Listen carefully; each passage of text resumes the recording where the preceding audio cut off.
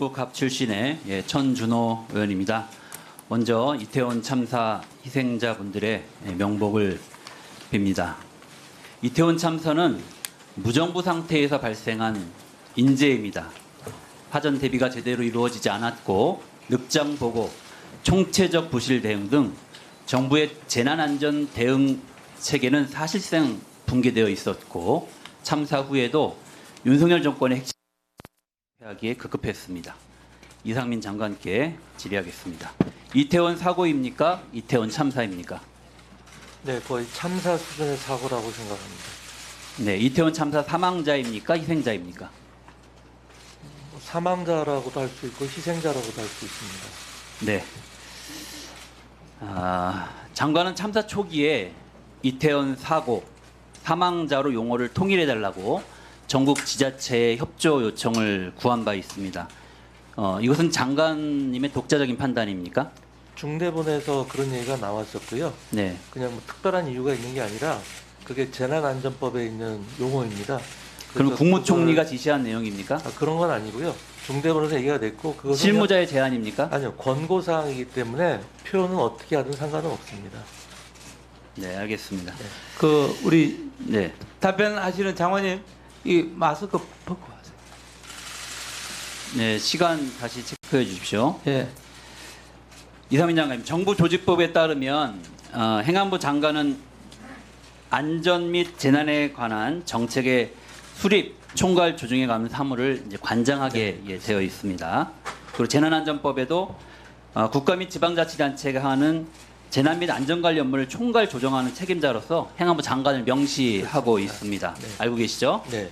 윤석열 정권 들어서 지휘규칙까지 제정하면서 경찰청과 소방청의 지휘 책임이 행안부 장관에게 있음을 분명히 한 바도 있습니다. 이렇듯 관련 법령을 비춰볼 때 이번 이태원 참사 관련한 예방, 현장 대응, 그 사고 대처까지 이상민 장관의 책임이 저는 매우 크다고 이제 보여집니다. 그런데 이상민 장관은 이태원 참사를 예방하지 못한 것에 대한 책임감을 느끼는커녕 그동안 보면 사태를 축소하기 바빴고 책임 회피성 발언, 그리고 국민들에게 상처를 주는 망언을 쏟아냈다고 생각합니다. 저는 이것만으로도 장관이 파면감이라고 이렇게 생각을 하는데요. 혹시 대통령께 장관직 사의를 표명한 바 있습니까?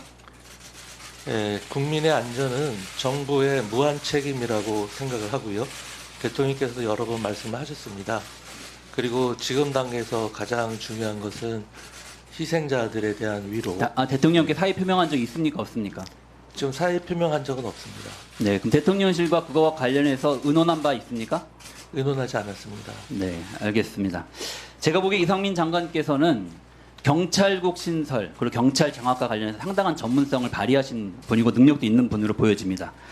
하지만 재난안전 관리와 관련해서는 어떤 경험도 그리고 전문성도 갖추고 계시지 않기 때문에 사태를 수습해야 될 지금은 장관직에 연연할 것이 아니라 수습을 위해서라도 빨리 사퇴하는 게 좋다고 생각하는데 어떻게 생각하십니까?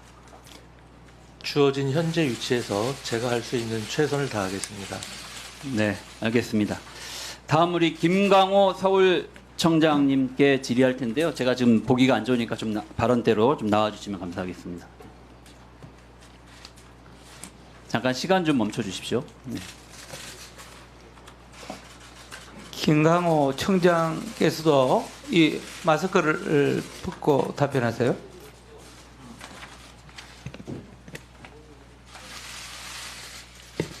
네, 10월 29일 이태원에서 한 시민이 112에 신고한 오후 6시 34분부터 재난의 징후는 뚜렷했습니다.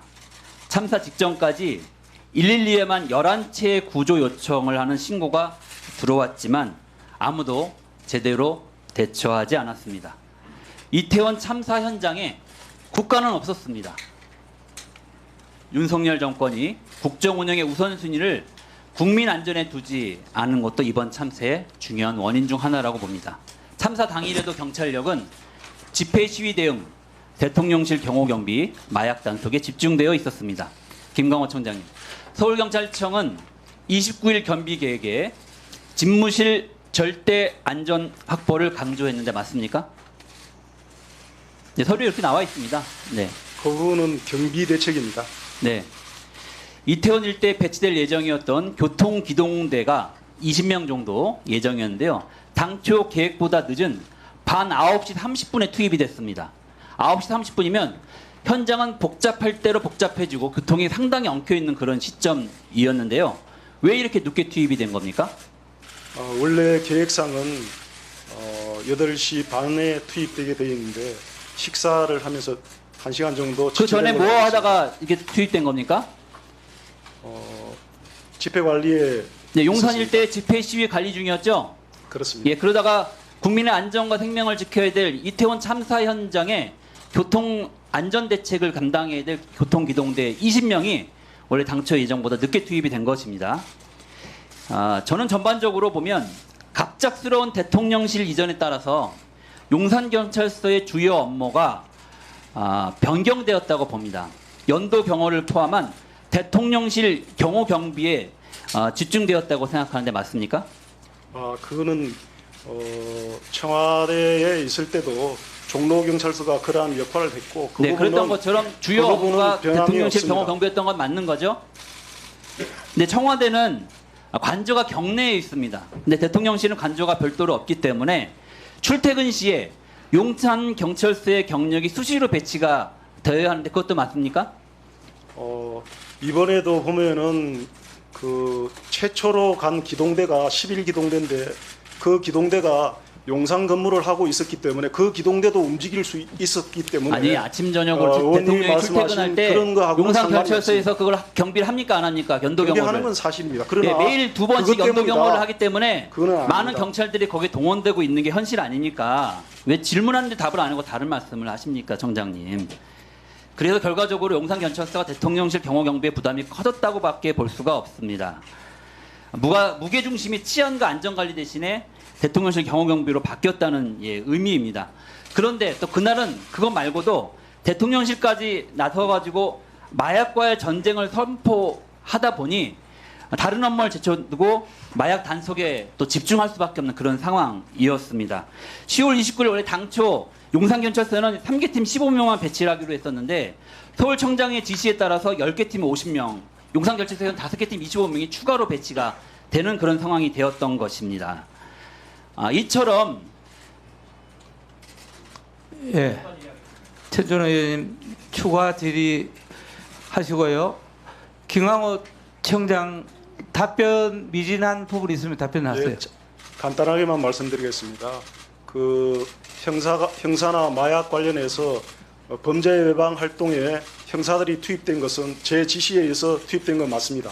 다만 저희들이 서울청에서는 마약에 대해서 7월 달부터 특별 단속을 시작했고 또 10월 12일 날 있었던 국정감사에서도 여러 의원님들이 마약에 대해서는 특별 대책을 수립하고 특별히 관심을 가져라고 말씀하셨고 그런 연장선상에서 저는 이번 용산 할로윈데이에서 마약이 다시 문제가 되면 안 된다는 깊은 인식을 하고 있었던 것은 사실입니다. 예.